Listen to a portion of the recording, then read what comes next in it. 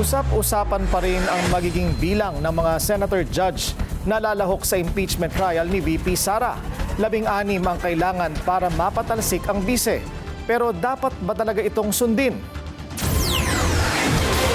Sa panayam sa memo ng Bilyonaryo News Channel, inihayag ni former Senate President Franklin Drilon na bagamat 16 votes ang kailangan para mahatulan ang isang impeached official, hindi anya ito dapat ituring na nakataga sa bato. Ayon kay Drilon, hindi maaaring interpret ang batas to the point of absurdity, lalo na sa usapin kung paano dapat bilangin ang lahat ng miyembro ng Senado sa ilang pagkakataon. Lumutang ang pahayag habang pinagtatalunan ang kasalukuyang komposisyon ng Senado. Nagtatago si Senador Ronald Bato de la Rosa na wanted ng ICC. Suspendido naman for 90 days si Senador Jinggoy Estrada dahil sa kanyang plunder case kaugnay ng flood control scandal. Kung 24 ang bibilang-bilang natin, kung nag-resign yung 10, So hindi na sila miyembro po, definitely.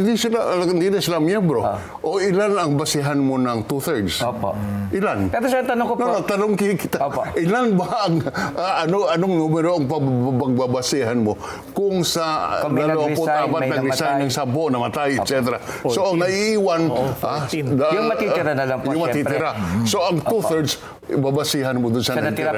Sinabi naman ni House Prosecution Panel spokesperson Zia Alonto Adyong na dapat ituring ang konstitusyon bilang isang living constitution o isang dokumentong naaangkop sa kasalukuyang kalagayan at pangangailangan ng bansa. Should be responsive to the current demand and circumstance ng bansa. No?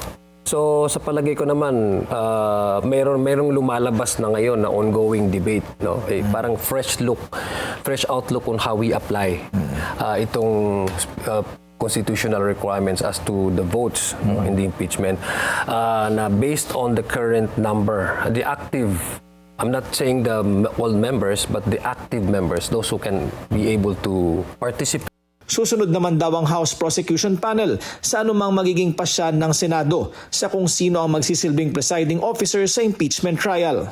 It's important sa amin is yung magiging partial, yung impartial, yung magiging Senate hearing or impeachment hearing. Inaasahang magpapatuloy ang mga talakayan sa botohan habang papalapit na ang paglilitis ni VP Sara.